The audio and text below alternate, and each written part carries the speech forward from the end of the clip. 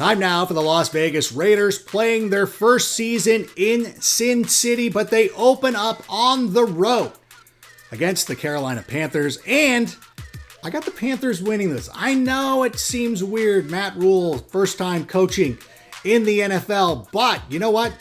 I think that the Panthers just catch them in this way. There's always that one inexplicable loss in week one. I've got the Panthers, Matt Rhule, Teddy Bridgewater, these guys coming out ready to play, but it's okay. Week two, the Raiders follow that up though as they play host to the New Orleans Saints and get a victory. Because if there is anything about the Raiders we know, it's like you lose a game, like a game to the Panthers, you follow it up with a huge win over a team like the New Orleans Saints. And let's be honest, there is not a lot of easy games in the early part of the season here for the Raiders, including in week three, going on the road to face the New England Patriots. Tom Brady, obviously not there, but still believe in Bill Belichick, still believe in the Patriot way. I have the Patriots winning that one, but the Raiders, again, in week four, playing host to the Buffalo Bills, a team that made the playoffs last year. They added Stephon Diggs, but the Raiders made a lot of good adjustments as well. I really like what the Raiders did. I thought that bringing in Henry Ruggs III, that's going to be huge. Corey Littleton was an underrated signing for them. So I have the Raiders going and beating the Bills. If you look at the first four games, Panthers, Saints, Patriots, Bills, if you think to yourself, the Raiders are going to start the season 2-2, and you could maybe move these games around, I think 2-2 is a reasonable expectation. Going into week five on the road against the Kansas City Chiefs, this would be a huge statement win for the Raiders. I just don't think that they're there yet. Chiefs win. You go into the bye week. Week 7, you're playing host to the Tampa Bay Buccaneers. It's a Sunday night game. The eyes of the football world are on you. Jon Gruden against his former team with the quarterback who knocked him out of the playoffs because of the tuck rule. Jon Gruden still does not find the humor in the tuck rule. If there was any game the Raiders are going to be ready to play this season, week 7 at home against the Bucs, I'm going to give the Raiders there. But the emotion of beating the Buccaneers, you go on the road in week 8, a letdown game, you lose to the Browns, who are a very good team. That could have playoff possibilities in the future.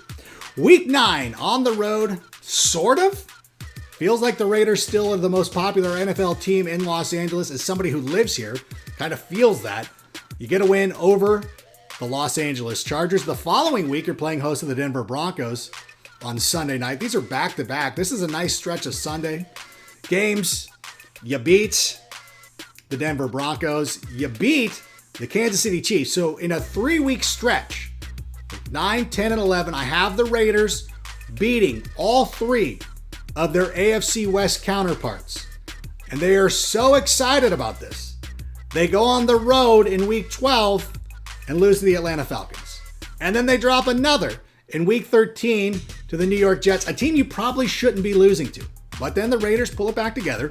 Week 14 at home against the Indianapolis Colts and Phillip Rivers. The Raiders are not losing to Phillip Rivers.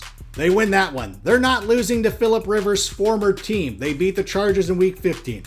You got the Dolphins. This is a nice 3-game stretch for the Raiders. They sweep it. They beat the Miami Dolphins. They got to go on the road. This is kind of a must win. You got to knock off the Denver Broncos. Your playoff, it's tenuous right now. It's tough. But you know what? You lose to the Broncos. You finish 9-7. The good news is, in the expanded playoff picture, the Las Vegas Raiders, in their inaugural season in Las Vegas, are going to the playoffs as the number 7 seed. Listen, again, love a lot of the moves. I think that Henry Ruggs III will help stretch those defenses. I think this is a huge breakout year for Josh Jacobs. Derek Carr is a good NFL quarterback. They made a lot of nice replacements and upgrades on defense. If they were not in a division with the Denver Broncos and the Kansas City Chiefs, their record would be in the double digits. But as I see it right now, they finished 9-7, third place in the AFC West, but you're going to the playoffs.